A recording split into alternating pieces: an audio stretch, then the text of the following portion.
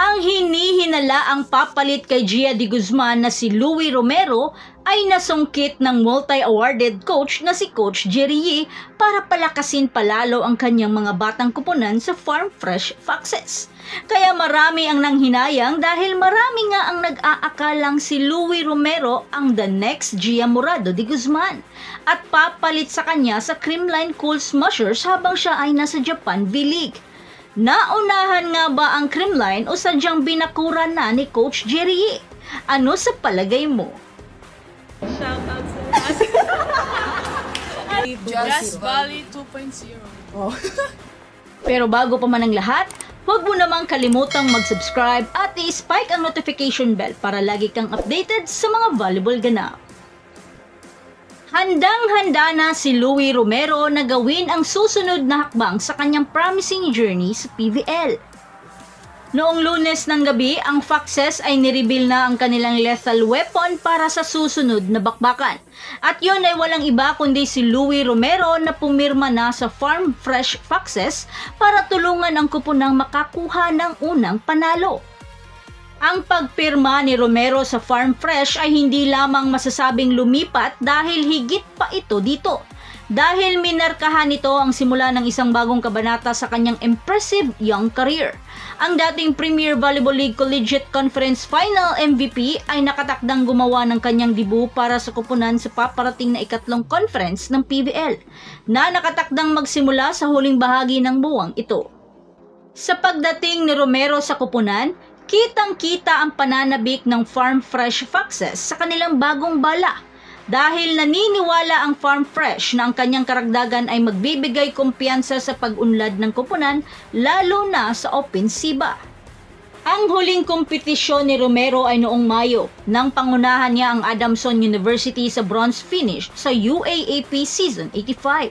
Isang makabuluhang tagumpay para sa paaralan na minarkahan ang kanilang unang women's volleyball medal mula noong 2014.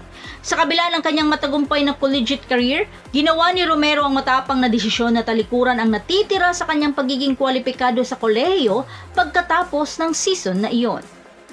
Nabakante lang po ako after UAAP. Pero tuloy-tuloy naman ang pagpapalakas at pag-iingat sa katawan ko. Kaya I can say na ready naman po ako.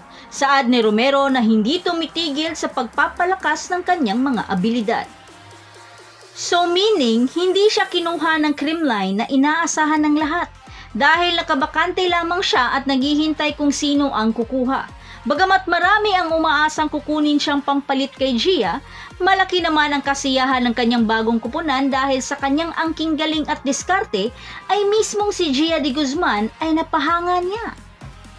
Kaya ang kanyang pagbabalik sa volleyball court ay nangangahulugan ng muling pagsasama ng kanyang mga dating kupunan. Dahil maglalaro siya kasama ng dating Lady Falcons na sina Tricia Tubu, Keith Santiago at Kai Lazo, na lahat ay gumawa ng kanilang PVL debut sa Invitational Conference ngayong taon. Ang muling pagsasama-samang ito ay nagdaragdag ng kagalakan sa kanyang mga kasamahan dahil iba pa rin pag may chemistry na ang kupunan, lalong-lalo na sa koneksyon ng setter. Na-miss ko po maglaro and now na eto na, lalo akong excited. Napanood ko ang bawat laro ng Farm Fresh last conference at para sa akin, sa parang yon, alam ko kung ano ang kailangan ng team at alam ko kung paano ako makakatulong. Dagdag pa ni Romero. Ang Farm Fresh ay nagtapos sa kanilang PVL debut sa pinakamababang ranggo at ngayon muling babangon at handang harapin ang mga hamon ng bagong paparating na conference. Gusto ko lang po makatulong sa team. Gusto kong maibalik sa Farm Fresh at kay Tito Frank yung kabaitan at generosity ng kanilang pamilya. Excited po ako para sa aming unang panalo at iba pa. Saad ni Romero na walang pag-aalinlangan tungkol sa kanyang pangako para sa kanyang bagong kupunan para makamit ang tagumpay. Habang ginagawa ni Louie Romero ang kanyang mga unang hakbang sa Farm Fresh, ang mundo ng volleyball ay sabik nang naghihintay kung ano pa ang magagawa ng young playmaker na ito sa PVL court.